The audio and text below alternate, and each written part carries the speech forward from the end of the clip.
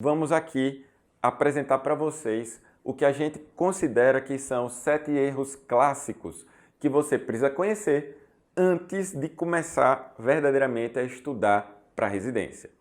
Vamos lá. Erro número 1. Não conhecer o tamanho do desafio que é a prova que você almeja. O primeiro erro é também uma má notícia, o que pode não parecer muito animador para você que está aqui nos acompanhando. Porém, é essencial que você esteja completamente informado ao planejar esse seu ano de provas de residência em cirurgia bucomaxilo. Mas, professor, que notícia é essa? Veja bem, desde 2010, em apenas 8 anos, aumentou bastante o número de cirurgiões dentistas ativos no Brasil. Esse dado é do Conselho Federal de Odontologia, pode olhar lá no site, na parte de estatísticas. Houve um aumento nesse período de 42,27%, passando de 219.575 pessoas para 312.403 mil dentistas, segundo esses dados oficiais. Considerando a população brasileira de aproximadamente, em 2018, 208.494.900 pessoas, de 7 de 2018, temos uma proporção de 668 habitantes para cada dentista. Em outras palavras, são 1.495 dentistas por 1 milhão de habitantes. Enquanto, de acordo com dados de 2015, a gente tem uma proporção da Alemanha, Japão, França, Estados Unidos, Reino Unido e China de, respectivamente, 780, 750, 680, 610, 430 e 105 dentistas para cada 1 milhão de habitantes.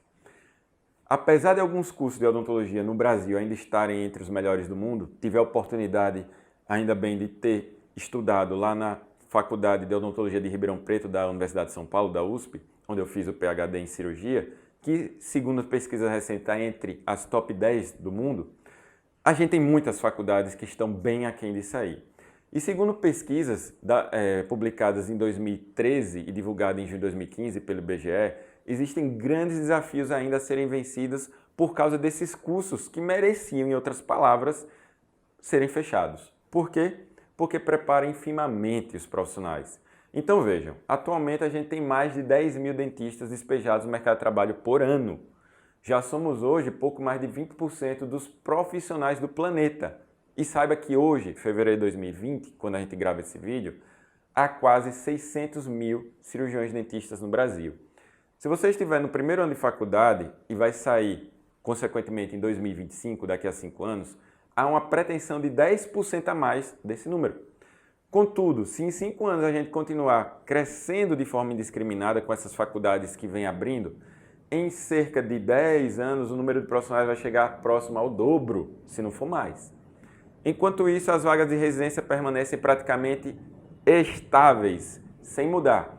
Consultei o site do Colégio Brasileiro de Cirurgia e Traumatologia Bucomaxilofacial, do qual eu faço parte como membro titular, e saibam que atualmente há 30 residências lá reconhecidas. Vou trazer um dado atualizado mais adiante, principalmente para quem estiver com a gente no MFE, mas eu diria o seguinte: se cada residência dessa tiver 2 a 3 vagas, a gente tem uma variação anual de 60 a 90 vagas para o Brasil todo. Para piorar, o ritmo de crescimento do número de formados comparado ao número de vagas da residência vai continuar sendo absolutamente desequilibrado, por mais que nem todo cirurgião dentista vá seguir a carreira de CTBMF. Ainda vou dizer mais, até isso está mudando. Sabem por quê?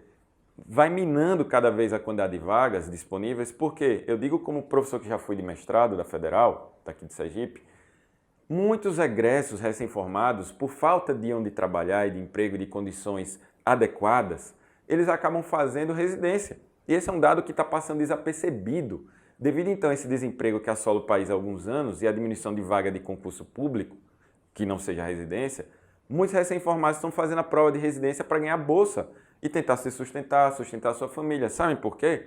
Há uma média de mais ou menos R$3.000 de valor de remuneração da bolsa de residência. É maior do que muitas prefeituras pagam aí pelos programas de saúde da família, o PSF. Portanto, esse dado torna explícito um prejuízo intangível que a gente tem na cirurgia bucomaxilofacial, porque não há dados palpáveis ainda. Ademais, isso vai prejudicar muito a nossa especialidade. Por quê? Porque várias pessoas dessas vão pegar uma vaga, vão cursar residência, mas talvez elas não sigam carreira na cirurgia bucomaxilofacial. Então pense, o investimento que o serviço público, que os governantes estão fazendo nessas pessoas, talvez sejam em vão.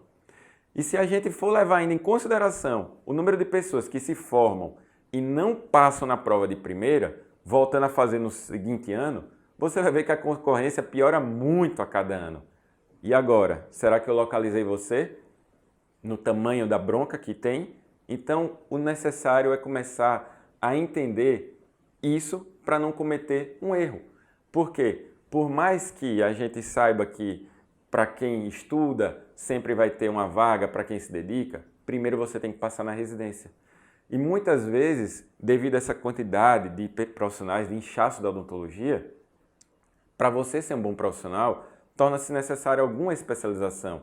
E o concurso de residência é uma das únicas áreas da odontologia em que não se paga para fazer a pós-graduação. Ao contrário, você recebe uma remuneração. Então, tudo isso junto, esse conjunto, forma um cenário que é cada vez mais difícil passar numa prova de residência. Não é coincidência que vocês estão vendo tantos cursinhos preparatórios ao redor do país crescendo e aumentando, principalmente da forma presencial. Mesmo que você faça 1 a 2 anos de cursinho, às vezes você não consegue passar. Então nós consideramos fundamental você ter consciência primeiro dessa grande dificuldade para não cometer esse erro. Então, vamos lá. Primeiro de tudo, coloque muita energia no planejamento desse seu ano, sabendo que você tem esse desafio aí pela frente. E segundo, tenha uma noção perfeita que se você não passar nesse primeiro ano, o ano seguinte vai estar um pouco mais difícil em quantidade de relação vagas e profissionais que estão tentando, e você tem que se preparar ainda mais. Para exemplificar melhor, imagine um time de futebol que teve um jogador expulso num jogo muito importante. Se você acompanha futebol, não sou muito fã, mas eu estou exemplificando para facilitar porque eu sei que muitos gostam, a gente sabe que tem um jogador a menos, o time vai ter que se esforçar muito mais, correr muito mais para tentar vencer, mesmo em desvantagem considerável, a depender até do jogador e da posição.